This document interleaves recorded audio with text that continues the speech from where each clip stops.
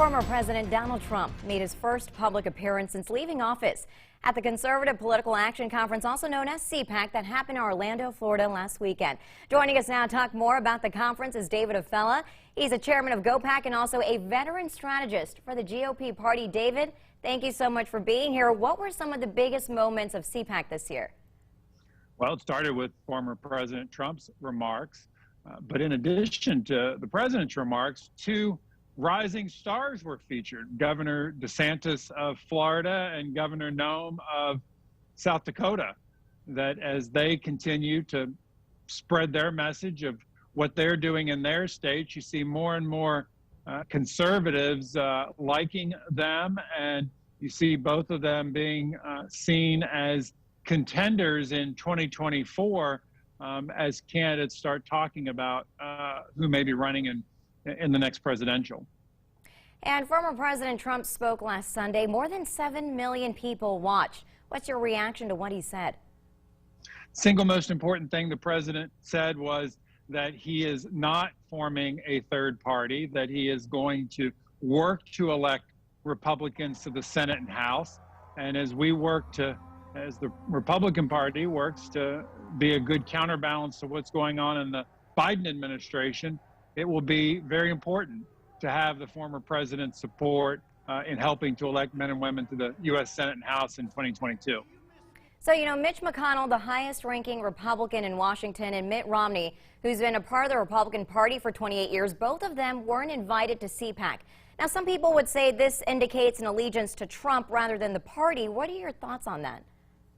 Oh, I suspect both had plenty to do on their schedule, and certainly CPAC was packed with individual speakers that didn't leave a hole in the agenda.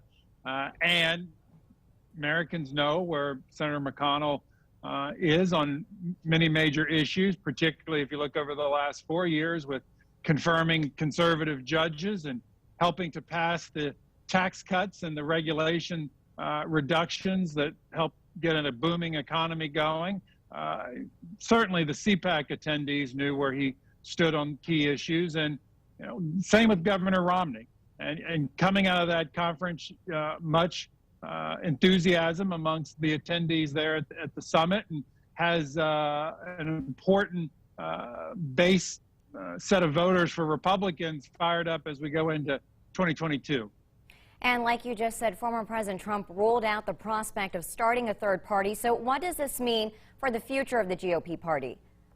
It means the party is going to continue focusing on building a strong economy, as was done during the Trump administration, and continuing to fight for conservative judges, and continuing to make sure that our communities are safe, and that police reform is done in a way that still makes sure our communities are safe, and hopefully we'll be looking at some good answers on health care as we work to make sure that access is available across the country, and that there are plenty of doctors and nurses for patients to get to see when they do get sick.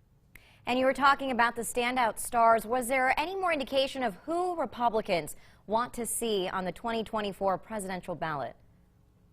Oh, we're a long way from 2024. We don't even know yet who all is officially going to be running. And certainly the former President Trump indicated he's thinking about it and may run, and he would be very formidable as a candidate. And others are being talked about, but it's important to note that nobody was talking about Donald J. Trump in 2013, and lo and behold, he became our nominee in 2016.